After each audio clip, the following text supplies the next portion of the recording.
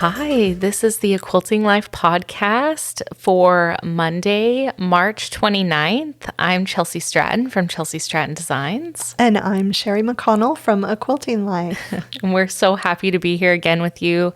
Today, this is a bonus episode. So we had 3 Mondays this month. So we're excited to squeeze another one in. Exactly. And we're actually taping this just a few days before. So it's very close to airtime. Yes. Yeah. So we are super excited. Is this the first podcast we've got the new quilts? Yes. Yeah. We showed fabric last time. We showed fabric last time. That's right. We had right. So, we'll just get right with it. On the wall is Heartstrings with our new Sincerely Yours fabric collection. So cute. I love it. It is a fat eighth quilt, but I was actually sharing a little bit about it today for a virtual quilt market presentation, and I reminded all of them that you can use fat quarters as well, and you just would only need half as many. Yes. So fat quarters or fat eighths, and it's just really fun. I love how the colors just kind of run into each other in the chain that goes through the quilt, and also the large squares just really show off all the prints. So yeah, I actually really like that in a quilt where you can just show everything off. Yeah. Great use of fabric. And also this quilting is so good. Did Val do this? Val did the custom quilting on this one. So pretty. Yeah. So pretty. Really fun. And then on the table is 4 Square 2. This is an on-point quilt. If you've never made an on-point quilt before, this is the one you want to start out with because there's actually no sashing with this. Yeah. So it really saves time, and you can use a layer cake or charm packs. And then over here behind me is the homebody wall hanging, and that has been really fun. I actually already have plans to make a Christmas version. Oh, yay! And a fall version, and so this will be the Valentine kind of springy version, and but lots more versions will be coming with that. So I love the no sashing thing with this because I even had to like double take because it tricks me sometimes like looking at it, but I love that. And then also having a smaller project to do is so refreshing.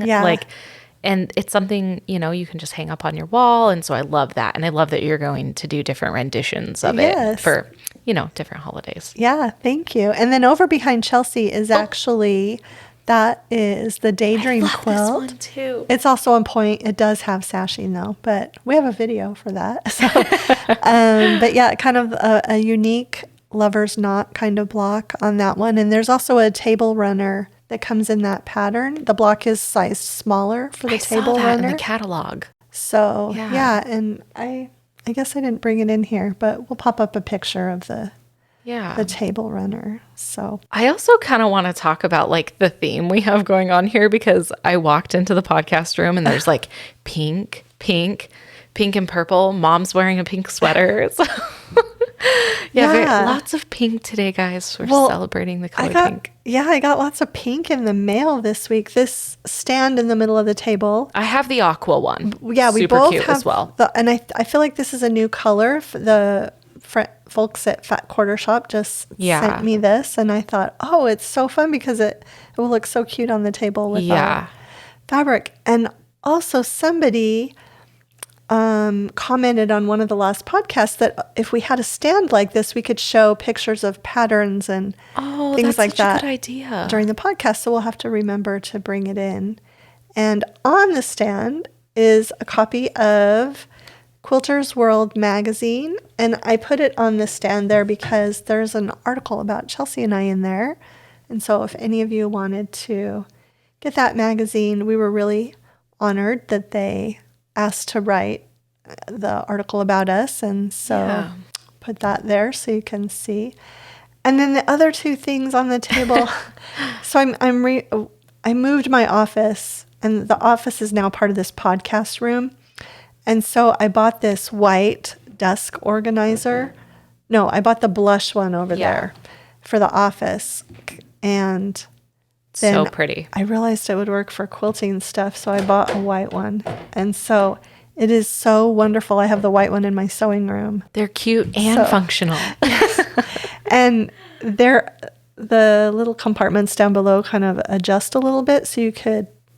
Oh, cool. It's perfect for office supplies, but I love having this on my quilting table. Yeah, I think I have to buy the blush one for my girls. Oh yeah, that would be There's so many things they could put in there. Yeah. Yeah, so we'll put a link to that. So yeah, it's either we have nothing to share or we have Yeah, seriously, we're like crowding things on the bunch table. of This is things. what we have to show you. Yeah.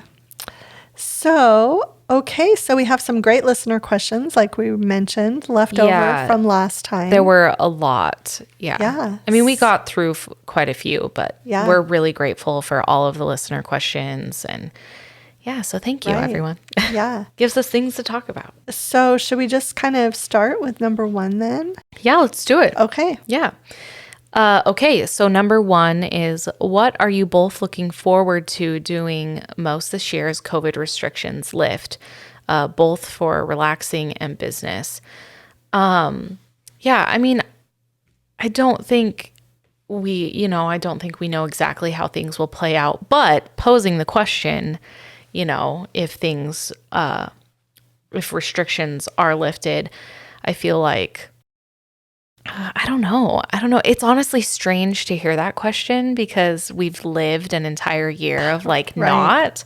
And so I don't even know. I would say for business, I really miss Quilt Market. And I think that has been kind of something we all miss as designers and just as a community of quilter shop owners in that area of the business.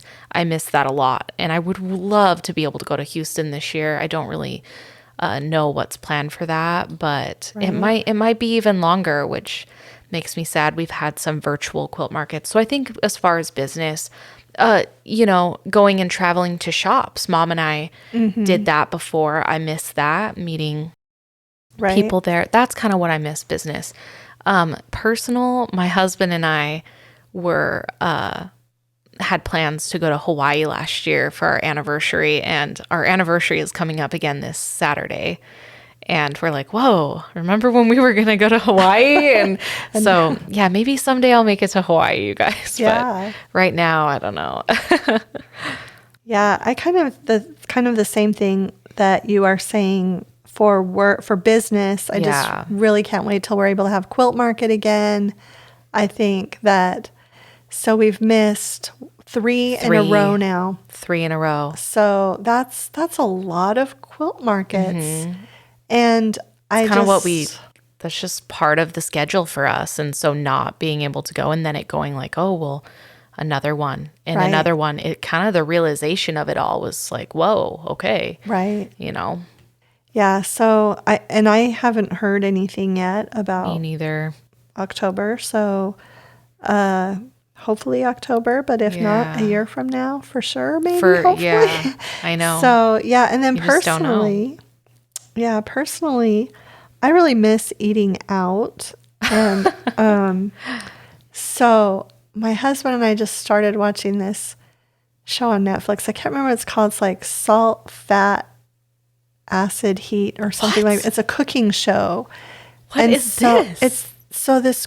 I don't know. I hope I'm not misspeaking anything. We've just watched I'll look it up real quick. We've just watched one episode. Yay, Billy has But we the watched internet. the episode on fat, and she talks about how fat flavors food in all of these different ways. And she went to Italy, and she made pasta, and she showed all of the different kinds of cheeses and how you make Parmesan. And I was just so hungry right now. I really want to go to a really nice Italian restaurant. Yeah, there's still lots of restrictions on restaurants right now. Yeah. It is. You were right. Salt, fat, acid, heat. Salt, That's fat, the title acid, of heat. What in Yeah. the world? So I can't wait to watch the next episode. The next episode is on salt. The first one was on fat, and so episode 2.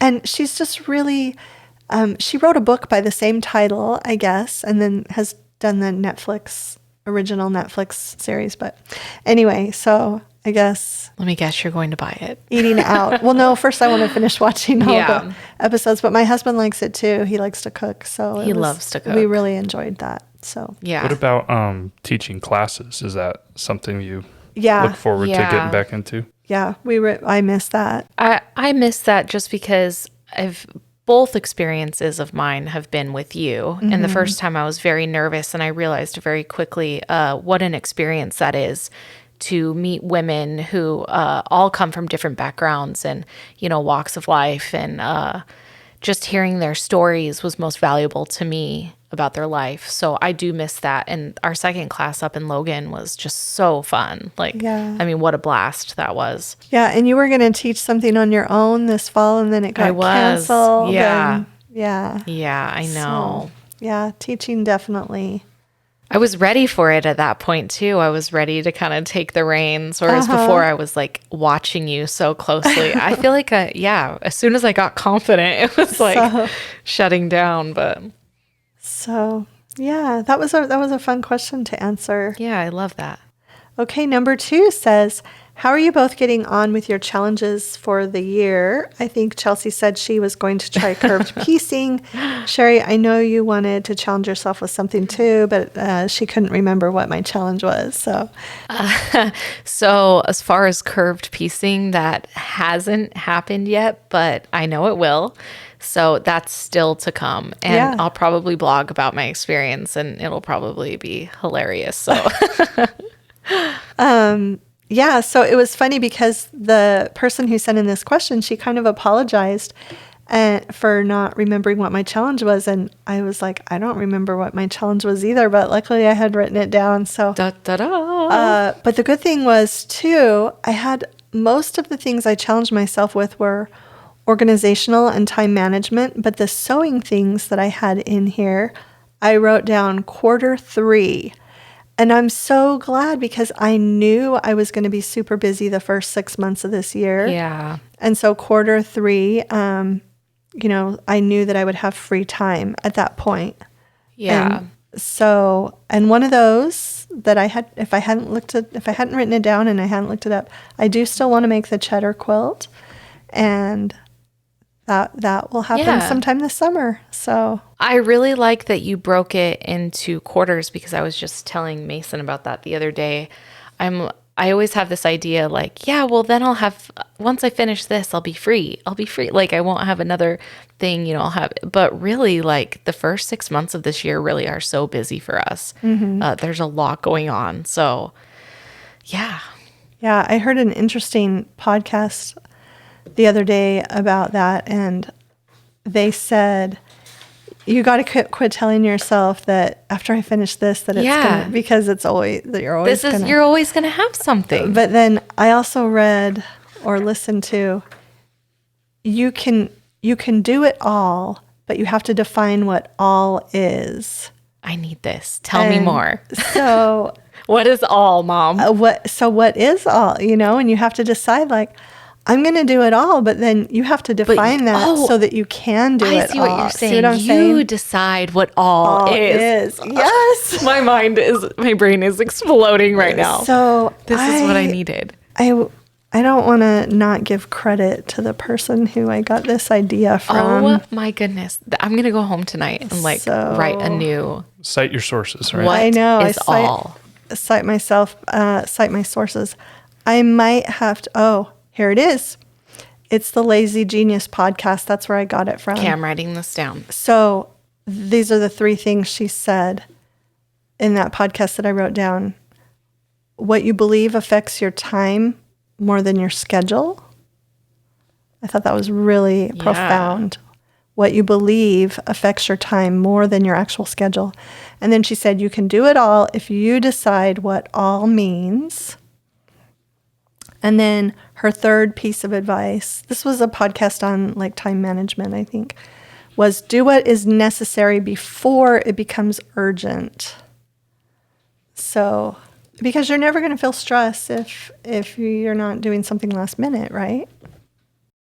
My mind is blown because you know how we both talk, we're like, you can't have it all. You can't do it all. Because really like, you're raising kids, you're doing laundry, you're running a full-time business, but really when you rephrase it, right, you can do it all if you're the one making the decision what all means. Anything is possible, guys, if you just believe. What's the name of the podcast again? It's the Lazy Oh, Genius my podcast. Yeah, and she's on Instagram, and she also has a book, The Lazy Genius Way. And I actually gave the book to your sister because I'm going to call her So because I need it. because She'll give it to me. The She book, loves me. I was able to kind of, glean what I needed from the book. And as I Yeah. was reading it, I kept thinking, oh, this would really be good for my girls. But she was here. And so I was like, oh, take this home with you. So Yeah. anyway, you guys will have to both read that book. I also love do what is necessary before it becomes urgent, because here's the thing, there's so many things, like I make a list, and sometimes you're like, well, I could save that for later because it's big and it's daunting and it's going to take up a lot of my time. Right. But just clear it off your table and then it never becomes an issue. Right. Like take care of it. Right. I love that. Yeah. That's so inspiring. Yeah. I can link the episode in our show notes. Okay. Oh, Yeah. cool. Okay. Cool. Yeah, I was really stressed Monday, and I listened to all these podcasts, and they really calmed me down. And that was one of the That's what Yeah. that's what I'm gathering. A lot of people actually think podcasts are calming. I know someone who works out while listening to podcasts, and I'm like, how do you do that? Yeah. I need like some pumped up music, and they're like, no, it really is the best. Like, Yeah. have to try that. Okay. Okay, So number 3, so- that's yours. Number 3. Oh, it is mine. Chelsea, how are you? I feel very on the spot. Chelsea, how are you getting on with doing a community quilt along? Well, not so great, but no, I'm supposed to be doing the 9-patch one, yours. But as far as socialites, I'm doing pretty good. So I'm all like, I have mine done and a few others. So, yeah, I feel like not as well as I could be, but we'll get there. Don't you think, like, after June, we're both working on a lot of That's- things that will be done by then? and- That's also Right. what I was telling my husband the other day. I'm like, there's a couple deadlines we have that are like collaborative together, and that goes next on my list. And then I'm also designing a new fabric line. Those things have to come first before these other things. So that's exactly how I felt up until June. Like there's a lot of necessary work that Right. has actual deadlines. Right. So yes, I will get to it. But yeah, the first 6 months has kind of been very Yeah.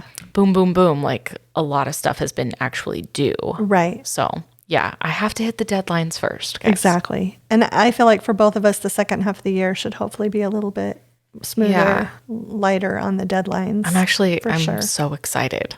So, yeah. Okay, this next one, this actually affected me just yesterday. Can you Yeah. speak about the risk in waiting to purchase yardage or more pre-cuts when you find a fabric collection you love?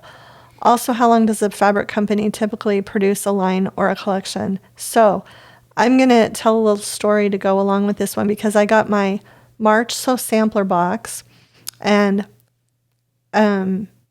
this is airing... Yeah, I can say what it is because this is airing on the 29th. Yeah. So it had some of the new Springbrook Corey Yoder fabric in it. 2 charm packs. Great Sew Sampler box. And the colors, I hadn't seen this in person, and the colors they're beautiful. Yeah, it's very pretty. Yeah, and so I immediately thought of how I was going to use those charm packs. I thought of a project, and I thought I want to get the pieces I want to go with it. And Yeah. I had to look around because that You had to fabric's dig. only been out a few weeks, right? Yep. Some of it's already gone. And so I went to Fat Quarter Shop first, and they didn't have everything that I wanted. And so then I went to Etsy. That's, and that's what I always tell people who are looking for our fabric Yeah. too, So anyway, I was able to get what I wanted, but on 2 of the little pieces, and I was only getting, half yards here, yard there. But some of them were almost sold out. It said, 1.5 yards left is Yeah. all. And so, yes, so that is a great question. Since the pandemic, since COVID-19, fabric moves quickly, and you should not wait. And you should Yeah. get what you want when you find it. And if you really love something, get a few extra pre-cuts, get a few extra border cuts, because, Yeah. I mean, our Balboa fabric is Is pretty gone. much gone. Yeah. So, Yeah. If you're if you're a shop owner and you're listening and you have a good selection of Balboa, if you would message us, that would be great, because yeah. we're getting emails and We don't know where to send them all the time. Right. Yeah, because you just don't know. Right. Everything you said is spot on. I mean, and if you're able to, secure a pre-order on something you're going to love and use, that's important too. But it really does. The sales period for it, I can't speak for every company, but for us, there's a little window where it's being sold. And right. Then once they have that amount of yardage, that's the amount they send in to be put in for order. And so there's nothing really companies can do if it sells out. And so, right. Yeah, get it when you can. And if you really love it, really, because if you really love it that much, then yeah, definitely I feel like it's a good decision to invest in something that you really adore. So, right. Yeah. Yeah. So luckily I was able to find the Springbrook yardage that I wanted, and it's already shipped. It's on its way to me. I'm super excited. So I'm happy for you. Yeah, it's a pretty collection. And it's beautiful. I had only seen it in the catalog, and I liked it in the catalog too, but when I saw it in person, it was just, I fell in love with it. There's always slight adjustments from the catalog for sure. Even on social media, it's just different in person. Yeah. Obviously, when we share a fabric, we keep it as true, obviously for the photography. So right. Yeah. And then just the last part of her question said, also, how long does a fabric company typically produce a line or collection? And Chelsi pretty much answered that. Basically, there's a set amount for Moda that is produced. It's very rare that they reprint a collection. Mm-hmm. I can think of a couple that they've done recently. Jen Kingwell, one of hers was reprinted, and then the fig tree, the Halloween. Oh, yes. I think they reprinted that, and then she All came Hallows out. Eve. Yeah, I think they reprinted, and then she came out with a sister collection to it. But yeah, basically, usually there's just one run, so get what you want. Definitely. So. Okay. So I know, you're going to take the lead on this question, so I'll read it to you. Okay. Number 5, I would like to know some basics for using sashings, particularly how do you make sure your blocks stay lined up across the row?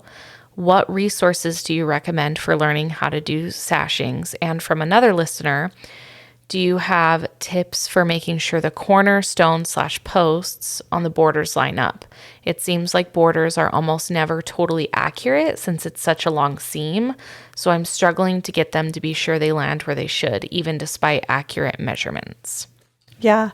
And then the next question actually was from a third person. Oh, I see that. Yeah. Is there any specific reason of why you sash blocks or when to sash different quilt blocks? So I'm actually going to answer that one first. Okay.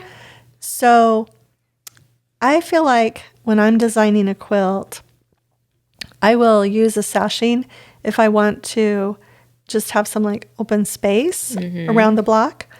But sometimes I will do it also if there are lots of seams that end up around those outer edges. Yeah. To where if there are lots of like star points, sometimes are hard to put right next to each other because the points are meeting and the fabric gets really bulky. And so by putting a sashing in, you give a place for those points to lie flat. Does that sound? No, that totally makes sense. So that's what I would do. Yeah. So that's kind of the answer to that question. That's kind of the reason why I would add sashing for those two reasons, to set off the block or to prevent just a whole bunch of convoluted seams coming together. Mm-hmm. And sometimes you do that anyway, just because it looks really cool not to have the sashing. But yeah. But okay. So then the next part, how do you make sure your blocks stay lined up across the row? The first thing I'm going to say about that is, and because this has happened to me, make sure that all the sashing pieces, wait to cut your sashing pieces until you've sewn your blocks. That was going to be my tip. Okay. Yeah. Because sometimes if your blocks are a little bit off, and if they're all off the same amount, you can adjust the sashing and solve that problem. Yeah. So you can guarantee it by waiting. Right. Yeah. Another thing is just make sure everything's accurately cut. I have a quilt that I did that I just had a hard time. I don't know. And I realized later that a bunch of the pieces weren't cut correctly. So make sure all of the sashing pieces are cut to the exact same size. And the same thing with the posts. But my number one tip would be that I pin when I add sashings. So the quilt behind me, it has lots of little squares. And I would pin here and here. And maybe one pin in the middle. But I just feel like, especially when you're dealing with those long rows like this person wrote about, there's weight that's going to carry that. And if you don't have it pinned, then it's really hard to keep it accurate. Exactly. There's just, I do those exact same things. I wait to cut my sashings. I make sure they're the exact same length as the blocks. And I'm like, you might say I'm a crazy pinner because I literally am pinning like everywhere. I want to make sure they stay exactly where they're supposed to stay. Like when you're sewing and you don't pin them, there's just so much that can happen up until you get where those seams should match. Right. And if you don't pin them securely in place, things can shift. Things easily shift in a quilt. So, that's what I was going to say too. Yeah. And then I think sometimes when there are posts, that sometimes makes it easier to line everything up. It's those quilts that are sashed without any posts. Yeah. That sometimes it's harder. And so what I actually do when I'm sewing one of those quilts where there aren't those posts, I will kind of take the block below and line it up with the block above and pin. And I will do that all the way across because in those cases, it can actually be harder than when you have these posts to kind of guide you. Line you up right exactly where it needs to be. Yeah. Yeah. And I was going to agree with you. The same thing. Sashings, for me, they create space. And so if I want people to focus on, blocks with a little, give the block space. Right. And so that's one reason why I will do it. So, yeah. Yeah. So hopefully that helps. Yeah. And she said what resources? It's really a lot of practicing. And just waiting to get those measurements and pinning. So pinning is winning, guys. Yeah, and I'm not a pinner. I don't like to pin if I don't have to. Oh, I love it. Do you? Oh, I love it. But I always pin with sashings. I just don't love losing a pin. So that's what I don't. That's bad. I have kids. It gets crazy. Right. Okay, so this next one, this was really interesting to me because... did we answer this before? I don't know. No, we didn't. Okay, I think I just read it initially and then read it again this week. But she said she was watching a video by a sewing machine repair person, and they commented that chain piecing is actually hard on the machine because of the machine going over the teeth without fabric for a few stitches, but a lot of times. Have you ever had challenges with your machines due to chain piecing? And I thought that was so interesting. Yeah, me too. I had never heard that before. Me neither. But when I chain piece, I butt those things right up next to each other. Same here. I don't think I'm sewing over nothing. Yeah. Very much. Yeah. That's how I am. I'm like, I'm not going to waste my thread. Exactly. I am going to get it like right there. Yeah. And so this question kind of caught me off guard because I'm like, right. But my sewing machine never really is. I'm not ever sewing unless there's fabric. Yeah, I really do butt it up right up against the other one, like right. And then just afterwards go in and clip that right in between. I've never had an issue. So right. Yeah, but that was really interesting when I read that. I'm like, oh my goodness, I've never heard that before. It was a very interesting question. I also use the needle down function so that I can stop. When I stop sewing, my needle is down, holding things in place, and I can have that other piece that I'm going to chain piece ready to put right up next to it. Yep. So the needle down function, I feel like, really helps with that too. But yeah, that was a great question. That was a really good question. My machine really needs cleaning. Mine does too. And I'm afraid because the last time I brought my machine in, the guy sent back a note and he's like, this is the worst machine I've ever seen. And I'm like, well, I'm not surprised it was me. Like, are we surprised? The maintenance guy Yeah, did? the maintenance guy did. Wow. Mom He's kind of a picked funny it. guy. Yeah, he's very kind. He's very kind. But Mom brought it back and she's like, he left a note for you. And I'm like, oh my goodness. Wow. He puts everything he finds inside in Yeah. a baggie and he tapes it. So he sent me back the bag with all of the threads and things he found inside of it, like as a here you go. That's awesome. Yeah, and he's cool. I can just tell. I after every 5 bobbins, I clean out my machine and kind of put a drop of oil in and get all the lint out. But I can tell it needs to go into the shop. We should go together. Yes, we should. So does that question scare you guys at all? Or do you think it's because of the technique you use is going to prevent that? Yeah, that's what I would say. I would say that. Yeah. Okay. Yeah. That we Yeah, don't, I'm not worried about it. Yeah.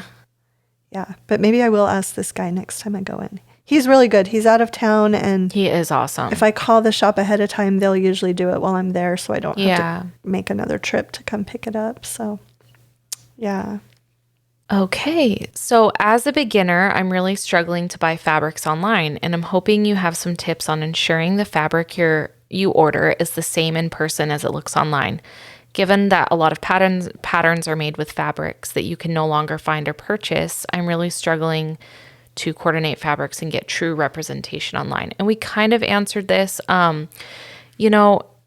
There's obviously going to be slight changes, with things that you see online.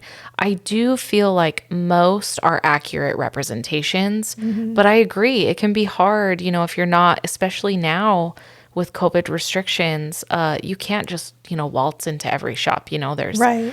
if you can, that's great. Like if you have a local quilt shop, that is always awesome because you can get right up close and personal with the fabrics. But Yeah. I do feel like most companies really do try to give an accurate representation of the fabrics.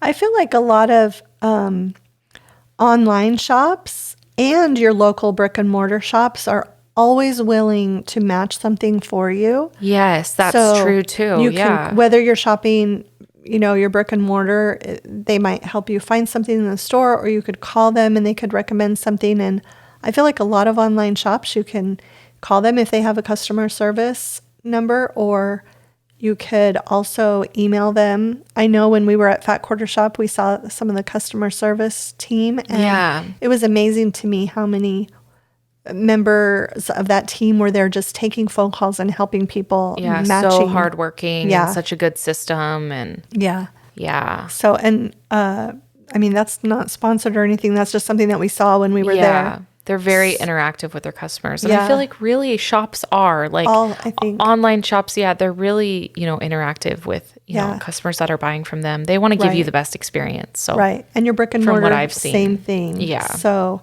the other thing I would suggest is if the fabric's available, try to find a mini charm pack. Those aren't very expensive, and you can get all the prints there. And also a lot of designers will post about what solids go with their collection. You could order small pieces of those, quarter yards, or most designers sell their mini charms too, so that you can get, a little piece of everything in the line. Right. So those are a few ideas to maybe get a little bit and get those. Can I throw a curveball at you? Sure. With this Of one? course. We love your Actually. curveballs. I notice a lot of times in comments though, and maybe, I don't know if you guys have an answer for it. So, but people who are out of overseas, out of the country, I see a lot of comments where people either with patterns or fabric. I mean, do you guys have any solutions for them? I feel bad when I see that. I feel bad too. Yeah. It's tough. Or the shipping fees are really big. I've heard them see that. So yeah, I don't know.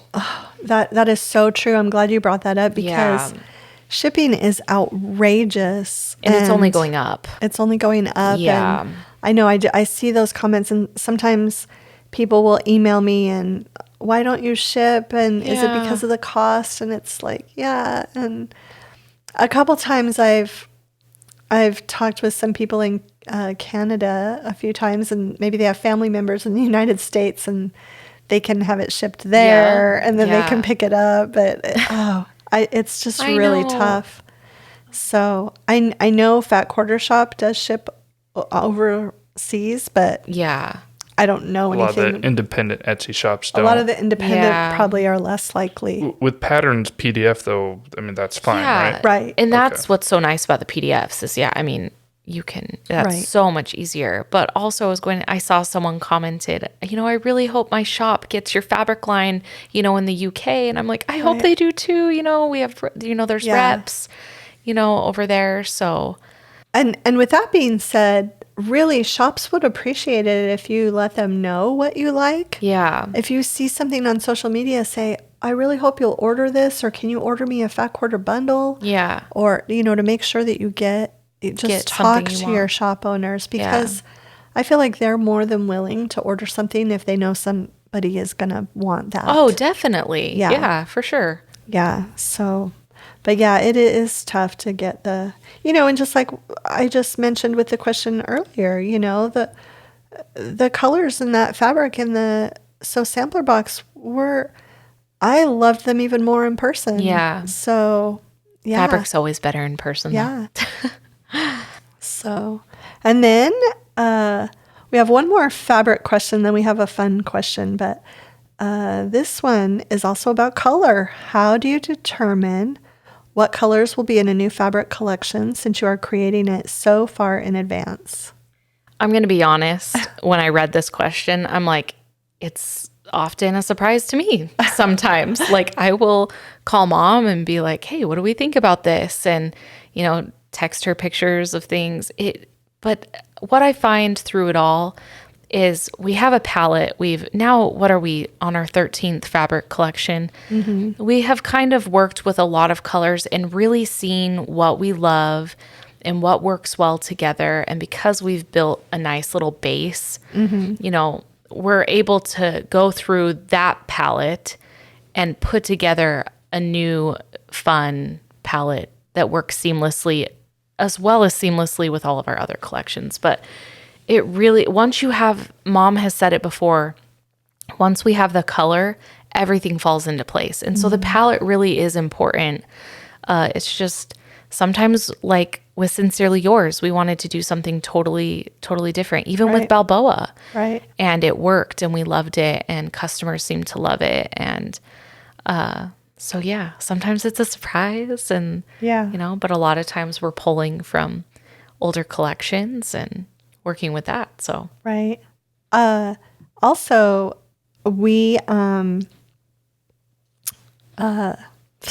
lost my train of thought for a second, but we have gotten lucky a couple of times where we had a color in our collection that ended up to be the Pantone color of the year that year. Has it happened like twice? It's happened or like twice. 3 times? Yeah.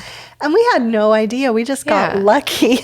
And so I'm sure some people thought, wow, they were really inspired and they knew what the Pantone, but no, it was total luck. We got lucky. Yeah, so that has happened a couple times and that was fun. But yeah, just basically what Chelsi said. Sometimes we look at it as a whole, like what color haven't we worked with in a while that we might want to bring back or that we might need more of. And we're actually talking about that for the next fabric collection. Right. I'm like, hey, I miss those colors. Right. Let's go back to that, Right.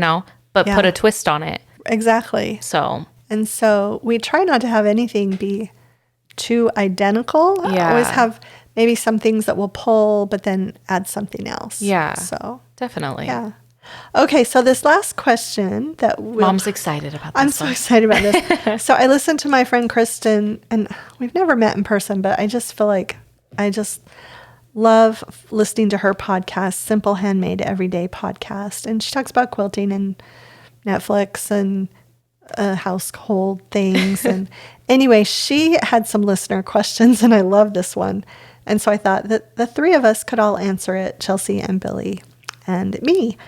And the question was, if calories were of no importance, what kinds of food would you indulge in? Oh my goodness. So you are going to think I'm so strange. Okay, well, you go because first. I went to the store today because I had to grab some things. And I just was feeling the cravings so bad. And now okay, also this just sounds terrible so far. I'm going to say my favorite two things that I would indulge in, definitely sushi. I'm a huge sushi lover. And I could eat a lot of it and I don't get sick of it. And then I don't know, sometimes I just need a maple bar. Like donuts, they're so good. Yeah, donuts. But I am also going to add something. I don't cut things out regardless. So I will say that. Like I'm always going to have those things. Okay. But yeah, I mean, hey, if the calories weren't, I mean, I will indulge. So Yeah, I was thinking I haven't had a really good, rich, decadent chocolate cake for a while. That would be that's true. because, they have, those chocolate cakes from Costco, they have like thousands and thousands of calories. You eat one piece and you've had 3,000 calories. You guys, mom and dad have been like buying the muffins. And they're always like, take the muffins. We've been eating muffins. too many muffins. Yeah, those are high calorie too. But I really like bisque soups that are made with lots of butter and cream. And yes, lobster bisque. Lobster bisque. When we go back to Quilt Market, we'll go to our favorite spot. So, yeah, I think rich soups and pastas. Yeah. And cakes and pies. I refuse to cut out pasta. So Billy. Come on, Billy.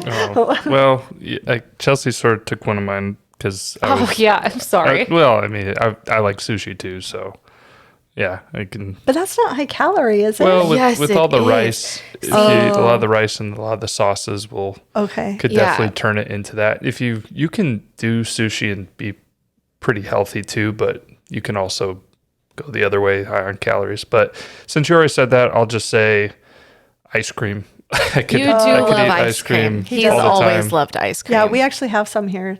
Oh, great.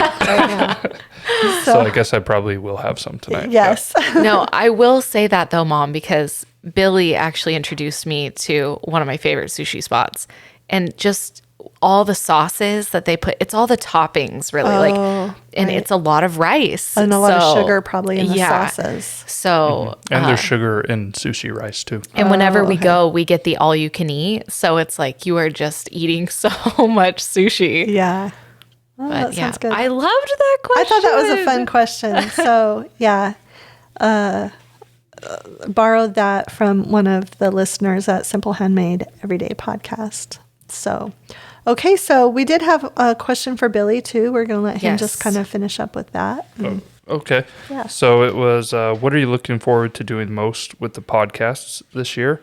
So that's a good question. I do have some plans. I've sort of mentioned it before about a multi-camera shot for the podcast. So maybe, we'll still keep the shot that we have where we can see all the quilts and everything that my mom and sister show, but also maybe when they're talking individually, maybe it'll help the listeners or viewers sort of feel more into the conversation. I know that's a comment we see sometimes. So right now we just have one camera, and I know you guys are talking to each other. So hopefully that'll help a little bit. So I have a little toy that we can do that. And then I know we've mentioned live streams now a couple times, and we still are. We're going to do it. Yeah, and we mentioned it on the last one. You guys mentioned we'll have a date. So the date is the 24th, right, of April? April 24th. Yes, for sure. It's a Saturday. And it's going to be like a trunk show. And I know this isn't the podcast, but it's going to be a trunk show. We're trying to put that together. And again, my little new toy is going to help us with that. And other than that, I just want to, I just enjoy it. I like the editing and it's fun. So yeah, just keep it moving. We appreciate all the support. It's been growing. And if, we'll just, hopefully it keeps growing and keeps getting better. Yeah. Thank you. And then did you want to share a review or save those for next time? Yeah, I can finish up. Review? Yeah, just have a couple so we can finish up the ones from February. Okay. So and then eventually we'll go back and get some of the older ones. But okay, this one's from Shasta Chick, and she says the title's My Favorite Podcast. So thank you for Thank you for such a fun and inspiring podcast. I love your mother-daughter friendship. I've learned so much from both Sherri and Chelsi and appreciate them sharing their talent and love of quilting. Oh, that was so nice. Thank you so much. You. Yeah. Seriously. And then we have one from... Everyone's so nice. Oh, well, actually, she put her name is Ashley at the bottom. So, such a relaxing and informative podcast. I love listening to this one at night or while I'm quilting for extra inspiration. They cover all the best topics from behind the scenes as designers and writers to their favorite new and old tips and tricks. Whether you're a new or seasoned quilter, there's always something interesting to be learned here. Thanks for all your work putting these together. Can't wait to keep hearing more. Oh, thank you, Ashley. Yes, thank you so much. These are nice. We really appreciate them. We really do. We really do. Sometimes I'm just like, oh my goodness. Yeah. Somebody thinks these really nice things about us. I love that. Thank you. Yeah, thank you so much. Our next episode will be just a week away. Yes, because we'll get back on schedule. Right, we'll get back on the 2. So Monday, April 5th. Actually, are there 3 in April too, or no? No, just 2. 5th, No, just the 2. and the 19th. Yes. So, yeah. Yay, Sean's. We have a family birthday on the 19th. Yeah. So, yay. So, yeah, and we really appreciate all of you for listening and watching on whatever platform and for all the feedback and the questions. And thanks so much for stopping by.